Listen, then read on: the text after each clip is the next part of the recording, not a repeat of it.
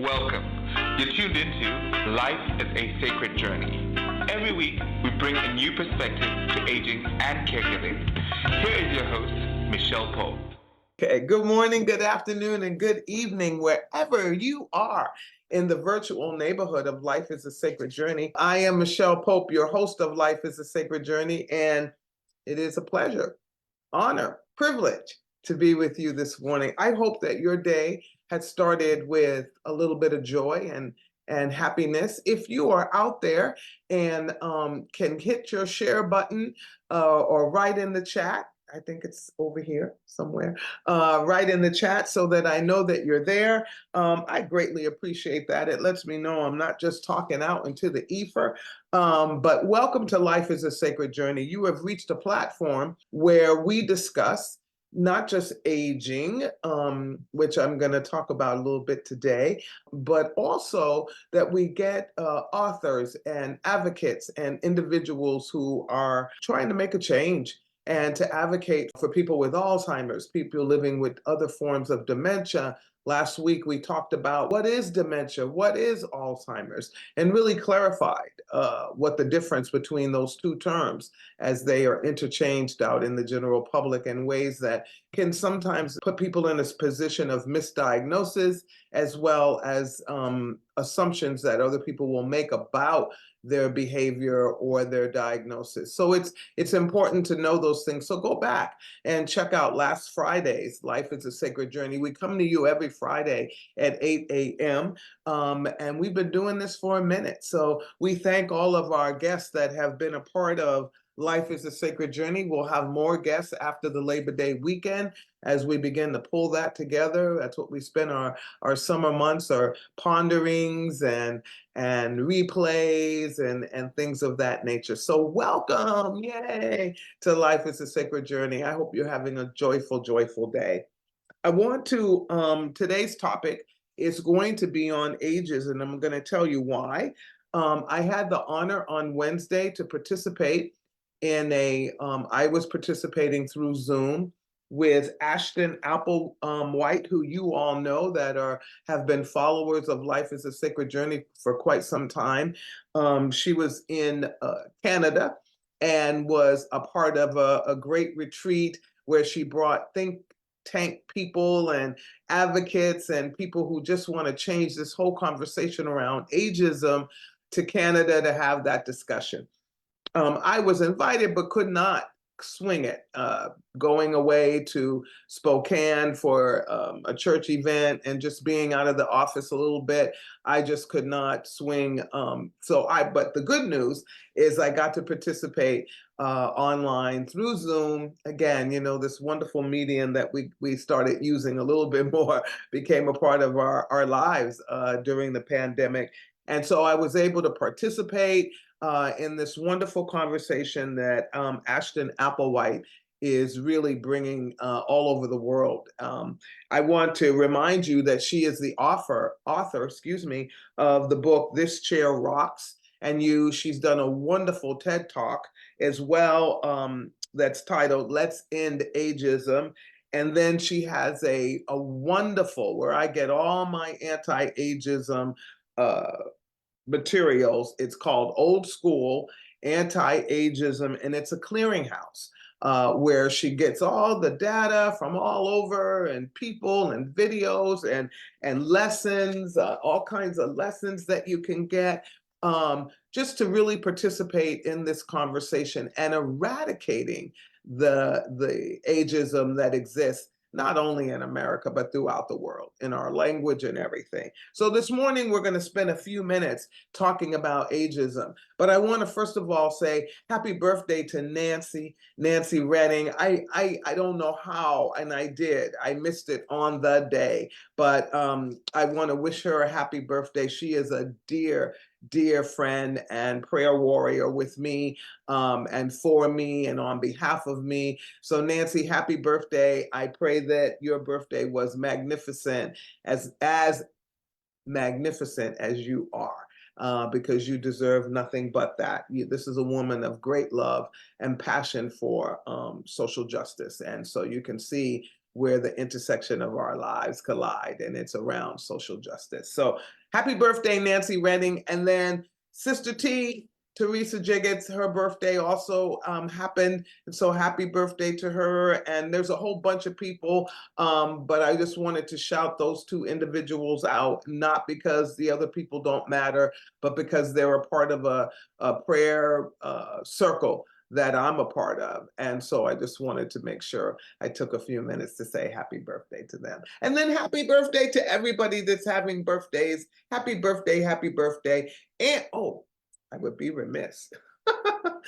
My son is having a birthday on Monday. And I don't talk a lot about them in ways that might jeopardize their privacy, but happy birthday to the incredible man that that I am proud to be his mom and that I call son, and now that I watch and get to a part of living with, as he is a father and a husband. And so happy birthday. I'll see you over the weekend. So, all right, friends. So let's get into ageism. But first, I would be remiss if I didn't give you the list of the other areas, the other isms that exist. And there's a long list of them. So I'm just going to kind of bring them together in a way, and then we're going to really focus on ageism. So there's sexism, which is the discrimination based on a biological or reassigned sex. So it's just, we know sexism. Classism is discrimination based on income level. This is, all of these isms have been a part of the human construct, biblical times. And so they're not new, but we are speaking about them in ways now where we're trying to say, to bring diversity, to bring this interconnection of humanity that we need to solve the problems of humanity in the world, we have to get rid of these isms. So sexism, classism, ageism, which we're going to go into, which is discrimination based on age, birth year, or a generational cohort. And we'll talk about that. I learned that from Ashton these past 48 hours. I really started to look at that generational cohort conversation, because I'm a part of that sometimes. Genderism is discrimination based on a person's gender identity. Religionism is discrimination based on religious beliefs or lack thereof. Ableism is discrimination based on disability status. Colorism, the list goes on. Heightism, sizeism, all of these things. Nationalism, discrimination based on birthplace or citizenship. Regionalism is discrimination based on one's residential location. That happens a lot here. I know I was in a conversation with somebody once where at one point, Oakland was Oakland, and then it got broken up based on income and status and all of that. Now that there's the hills of Oakland, Piedmont, Montclair, which are incorporated areas that once were Oakland. So people who have lived in Oakland for many, many years still call that area of Oakland sometimes Oakland. Well, I learned it from people who blood, sweat, and tears went into developing, or their family generations went into developing the city of Oakland. All right, so I mentioned that. I said, oh, you live in Oakland, and the person was livid and protected the fact that they did not live in Oakland, that they lived in Piedmont. And I get it. Your address says Piedmont, but to make it seem like it's an abomination that the area was once recognized as Oakland, that's what that regionalism talks about. It's one's residential location. And all of these other isms that are a part of the bigger isms of ableism and sexism, racism, all of them they have other isms within them. Racism has within the construct of racism, regardless of a person being African American, Black, or white, there are the spectrum of racism doesn't just live in those two houses. It lives in the whole spectrum, as we well know, based on the conversations we've been hearing on our news as we move into this political time. So it's that racism, colorism comes in under racism. You know, we have all of these isms, and these are the things that make it hard for us to come together as a humanity and to live in the intersections of our differences. And so ageism is what we're going to talk about today. And ageism is the discrimination based on age, birth year, or a person's generational cohort. Now, many times when we talk about ageism, it appears that we're only speaking about ageism from the place of a senior, someone like myself. And I don't consider myself a senior the way that it is described in our society. But it's somebody that is older chronologically, is that we think of ageism in that area. But ageism is the whole gamut. It's from birth to, as they used to say, from the womb to the tomb, and it's the entire thing. How we say, oh, she can't do that, she's too young. That's ageism. Oh, they don't know that because they don't have enough information. That's ageism. This person, they need to get out of the way because they need to retire. They're too old to be working. That's ageism. So those are just examples, but we're going to go deeper into the conversation because this is where all of the isms needs to start, with conversation, education, knowledge, getting rid of some assumptions, but it only can happen if you have a conversation. So let's talk about the words we use. Our words build our reality. And so if I say this person is too young, there are parameters where that is appropriate. Where, and this is where my mind goes, when we're trying to figure out if the person is tall enough for Disneyland ride. Let's use that as an example. So is it the age, or is it that the person isn't tall enough to get on that ride for safety reasons, holding the bar, whatever the safety reason may be? So it's not their age, it is their height that is preventing them from being a part of that ride. We assume because a person is smaller in height or shorter, we treat, that's just like our friends in ableism and people who are short, as we call it, or, we have so many politically correct terms now, I can't keep up with them. But if a person's height is below 5'2" or 5 feet tall, we have a tendency to speak of those individuals in ways that are negative, like being taller is better than being short, right? Or shorter. So it's language. And, I'm constantly trying to figure out, is this appropriate? Am I saying that right? And we all need to be doing that.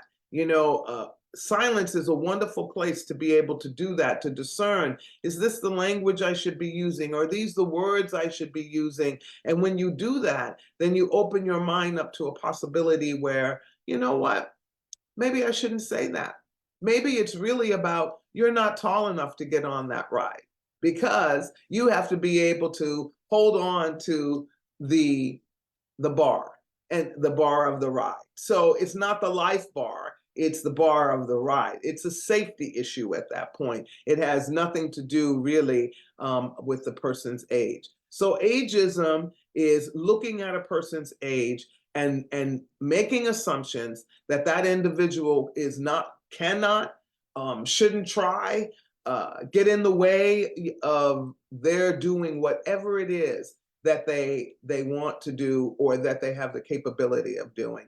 And we do that, and we discriminate in our systems and our conversations. Ever since people found out that I was 60, the first thing they asked me is when I'm going to retire. And then when I say, when I drop dead, they look at me with like, oh my God, oh my God, oh my God, I can't believe you're going to work until you die. I mean, it's like that. Well, they have no idea what my financial situation is. They have no idea about anything really when they make those assumptions. And they're just making the assumption that because I'm over 60, I should stop working, right? All right. Then people will say, oh, for your age, where do you get all that energy? You want to say, for that age, where do you get all that ignorance to be able to say something to a person like that? It's like, what are you basing my energy level on? Is it your energy level? Is it the energy level that you think I should have? Is it the energy level of some imaginary place that energy comes from? And those kinds of comments make up a society where ageism is fed and fueled, and we continue to have those kinds of conversations around a person's ability to do anything. And that is where the intersection of generational cohort. So if you look and you start to make assumptions of a person's behavior because they happen to be a millennial, maybe not. Maybe the silent generation, you make an assumption based on some stereotypes, some truisms. There's truisms and things, but the reality is the fact that you live it out in your conversation and in your thinking without having a conversation with the person and being engaged with the individual and treating this person as an individual, then you are living into the stereotype of ageism. Yes, there are some generational facts where people went through the Depression in a certain age, or certain people, this generation will talk about the pandemic, but it's not the first pandemic. We're not the only generation that went through a pandemic. We'll talk about, this is going to be the generation of loneliness and despair because of the pandemic. Well, if we go back, we'll see that those things happened in other times in our history, but they may have a different nuance based on the technology, the time. And so instead of saying things, boom, slam dunk, this is what it is, boom, that's what it's all about, we have to get to a point where we start to lean in and be intentional about what we're learning about each other as individuals and as a humanity, culture, whatever the thing is that we're trying to lean into.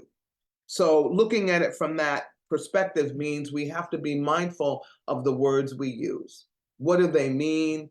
How they're going to impact somebody. I was talking to someone this morning on my way to work, and we were using the word spells to identify that when people say things to you, they don't really, it's almost like they're casting a spell on you because they don't realize the impact of the word. They don't, or the phrase or whatever it is they're talking about on you. They're only worried about getting their point across and not really taking time to discern whether the language that they're using is offensive to you or to anyone around them. And that's become prevalent in our society, and it may have been a part of our construct before, but for some reason we've unleashed the Pandora's box, and there's a level of ignorant conversation that is going on in our country and in our world that is demeaning to the other. And so how do we move from that space where we're no longer demeaning to the other? And even if it's something your own bias, because we have our biases, and I think it starts there, identifying what our biases are about age. Maybe your 20s weren't so great, so you just think being 20 could be the worst thing on the face of the planet, and and you start putting your history, your life, your assumptions to the behaviors of a 20-year-old. It's not the same being 20 today as it was for me being 20. I'm here to tell you, I know it's not. There is no, the only comparison is chronological for me. So when I lean in with folks that are in their 20s, 40 something years younger than me, I'm there to learn. I'm learning to have dialogue. And the same ageism conversation applies across the spectrum of life. And so young people, when you say, oh, they won't understand because they're too old, that's ageism. And if we say they don't understand because they're too young, that's ageism. Everybody has a different level of understanding about whatever anything is being, whatever topic is being discussed with them. And it's more important to ask questions and lean in and be intentional about the relationship than it is about finding that person's Achilles heel. So conversations are important. The words we use are important, and the assumptions we make. The assumptions we make about anything, age, race, gender, a person's homophobia, those are all assumptions of what we think the person's behavior is and what we do and do not like about that behavior within our own value structure. Now, of course, we all like to hang out with people that have the same value structure as ourselves. But at the end of the day, that, for me, that would be a little boring. I also like to learn from other individuals. That doesn't change who I am and what I value as my sacred life at all. It just helps me to open up, learn new things, question things that I may have learned instead of thinking my truth is the only truth. So the assumptions we make about, I'm very uncomfortable today. I did a 5K walk, and I've been since then doing that every day, and I'm beginning to feel, I'm beginning to look better too, but but I'm beginning to feel it as well. So that's why I'm a little uncomfortable. So the assumptions we make are assumptions that we make based on our own experience. And rather than making those assumptions, we should be engaged in conversation and ask questions. The next, what are you looking for? I love this. This is from, and I'll give you all the information after I'm done. The examples that we seek. So if you're looking for the worst of the worst of the worst of the worst of any gender, race, culture, age group, because we're talking about ageism today, then that's what you're going to get. You create your own reality because you're a part of that reality. You're a part of the shift in that reality, and you're a part of making that reality so. And by your behavior, by your words, by your conversation, by your movement, I've learned this over the last 2 years now, almost 2.5 actually years. I learned how one drop of data, one tiny drop of data can be shared in such a way that it changes the whole environment, the conversation, and people's ability to be individualists and to ask questions constructively and to move forward in a constructive manner. I've seen it, I've lived it, and it's weird. It's a weird space to be in because you're almost like in this portal of misinformation, and you start to go, okay, but I've heard it from this many people, so it must be true. And oh, wait a minute, I kind of know that. I kind of know that because I've had that feeling before. And then you start, and they marry, and then there becomes this whirling ball of information and data that is just so destructive, not only to you as an individual, but to the person, place, or thing that this is all focused on. It's like a laser focus, a negative laser focus. And once it's there, oh my gosh, the demise of the other individual person, place, or thing, it's evident, and it will happen just like that. And we get caught up in it. I think we used to call it the gang mentality, and it still exists in us. And we get to cop out by saying, I'm only human. We get to cop out. I've realized in this age of my season in my life, I can no longer cop out and say I'm only human. I have to correct my behavior as I go. I have to figure out whether or not my behavior is right or wrong. I have to stop talking and being engaged in spaces sometimes where silence is better, until I've had an opportunity to learn more, glean more, and live more, maybe, or not say anything at all. Sometimes not saying anything is the best place to be, because you really don't know what's happening in the moment, and just being reactive. We've learned to be reactionary to almost everything in the world. Okay, you say this, I say that, you do this, I do that. It's like playing tennis, back and forth, back and forth. And then you don't take that moment until the ball drops and you're unable to hit it again, because the person either said something that you've gone like, did they say that? Or you just disengage from the conversation. So that's how important all of this is to all the isms, but it's definitely important to ageism. The assumptions, the examples we seek. When you think about influencers and people in our society, there are young people across the whole world that are doing phenomenal things. And I was just, what comes to mind this morning is the young lady who got shot in the face and ended up going to the United Nations and speaking on behalf of her people, and she was a teenager. The young woman who, young woman, baby woman who went to, I think it was the UN too, and talked about the ecosystem and the air. Now, her conversation was a little ageist, but again, young, needing to learn, and we need to be in spaces together to learn from each other and not correct each other all the time, but learn. Because if I'm in an environment and I put myself in those spaces enough with people younger than me, then they learn to respect.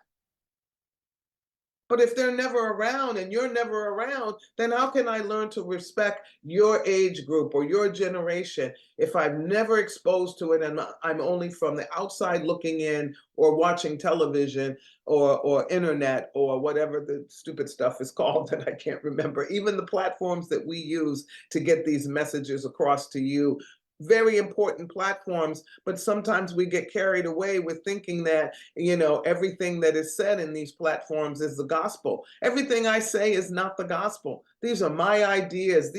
I'm gleaning from other documents and other people across the whole wide world. And so you can take it and change it and do whatever you want. But at the end of the day, I'm not the end all, be all, blah, blah, blah. These are just my ideas. And these are just things that I have learned, and I'm sharing them for you to use any way you want or not use any way you want, right? So we got to be careful.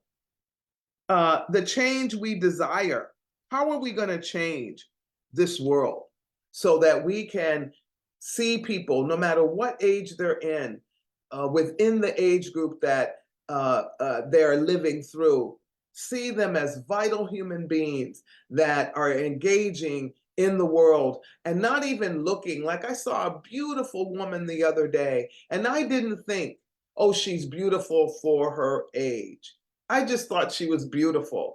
And it never dawned on me to say for her age. She looks good for her age. No, she was just beautiful, period.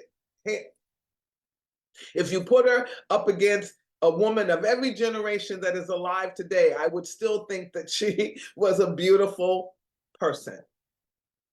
Okay? And so how do we, friends, how do we move from this space where we make these ridiculous comments? I'm going to give you some of the comments. Let me look it up because I wrote them down so that we could share. When your first question to another human being is, how old are you? And I've done that. I apologize, younger people. I apologize. I have done that. That is rude. It's ridiculous. I don't need to know that to value anything about another human person. It's just being intentional and letting that go. So stop asking young people how old they are. Stop asking older people how old they are. Who cares? The only people that need to know that is the legal systems, DMV, different things. But you don't need to know that to value another person. If a person is smart, they're smart, whether they're 5 or whether they're 55. They're smart. That's as simple as that. They're not smart for their age. Okay? Get it? So I want you to try to practice ageism conversations that will help you to figure out that younger people should not have to work in the same office as older people. Is that a myth? It's a myth. I would be much more likely to avoid eye contact with old people than with younger people. Why? These are comments. Older people really need to retire to make room for others. Well, I learned at Ashton's seminar, conversation group, that actually the world needs more employees in certain areas of our industrial and capitalistic world, that the experience is needed. And so that doesn't even make any sense when you say that. We need everybody at the table. We need people who haven't done the work to be mentored by people who have done the work. We need everybody at the table. And these things have become cliches, and these things have been stuff that we say just because it sounds good. And we go, oh, we're multicultural, we're this, we're that. I had a good friend that said to me, because one of the things that we've been doing, I know in the Methodist Church and other places are doing it as well, to identify what land you're on of our Native brothers and sisters and siblings. And I get it. And I think it's a great thing that oppression be acknowledged. And I've had this conversation with my Native American brothers and sisters who have taught me that's all fine and good, that you stand up and say, I'm on Cherokee land, or I'm on this land, or I live on this land. But then it's taking it a step further. So the acknowledgement, that's fantastic. We need to acknowledge the oppression points of our culture and acknowledge them with honesty and with the vigor to eradicate not only that what caused them so they don't happen again, but we need to acknowledge them because they're a part of our history and who we are. But when we don't do anything after the fact, that acknowledgement is just like, it's nothing. It's just, that's what it is. It's an acknowledgement. I can stand up and acknowledge that I have on a red shirt, but who cares? It's no big deal. You can see that. We've got to move into this movement where whenever we make these wonderful, grandiose statements of oppression, eradication, regardless of where the pressure point is, whether it's ageism, racism, or wherever, that now we got to go do something. Like, I'm learning how to change my language. Oh my gosh. So many times I've asked somebody, a younger person, I never ask an older person, but I will automatically, because they're so cute, they do something that's amazing. The first thing I say is, how old are you? Thinking that's okay. And it's not okay. It's not okay. So I'm getting rid of that. I'm twisting that out of my brain because it doesn't matter how old the person is. It's just, what am I trying to do? If I'm trying to connect, there's other areas of connecting that are so important. Hi, my name is Micheal. I like what you just said. Boy, thank you for sharing that information with me. It's not about their age. The information or the guide for the conversation about ageism is to challenge participants to reframe their attitudes toward growing older, is titled Another Day Older.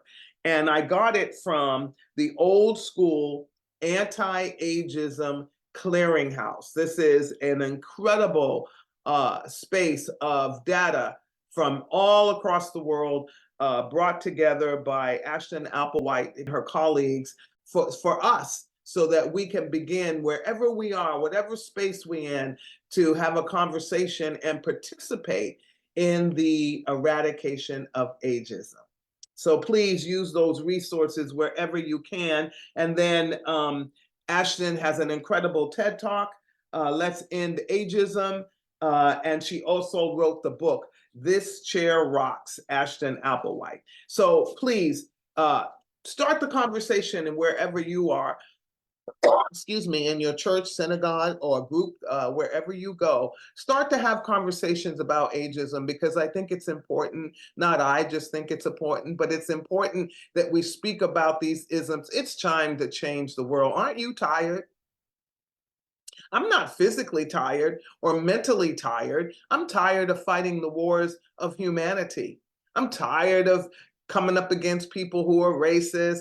I'm tired of people who have genderism on their mind. I'm tired of people who are homophobic. I'm tired of all the isms that boom, boom, boom, boom, every day, every hour that come at me and others that live in these oppression groups or oppression spaces. It's time. And then we oppress each other. Even those who are oppressed oppress others, right? Because I don't know why we should know, oh my gosh, I know how this feels, but then we oppress others, you know? It's like, okay, why? So, and again, I've done all these things and I'm just working on me now to be my best self so that when I go out into the world, I am a better person. And when I greet a fellow human being, even if I think they're not the kind of person that lives in my value system and my best friend, I'm going to treat them with respect, and I'm going to make sure that I don't do any harm to them in any way, shape, or form. And if it's something that's not going to be positive, then I'm just going to keep it moving without any future thought negative about that individual, because that only hurts me and it hurts the rest of the world. So friends, the weekend is upon us. Get out there and hug a tree, pet a cat, pet a dog, hug somebody, hug yourself, love yourself, because if you don't, nobody else can. And if you need help, because you are a person like myself that fights depression and anxiety, and you're at the point where you think that suicide is the only way out because nobody's heard you, nobody's seen you, nobody's listened to you, and it feels like nobody cares, then the hotline, the suicide hotline number is 988. They are there for not just for excuse me, individuals who are contemplating suicide, but they're also there if you're really just in that space where things are just, everything is dark and everything feels like it's not going to come to a place where life is good for you.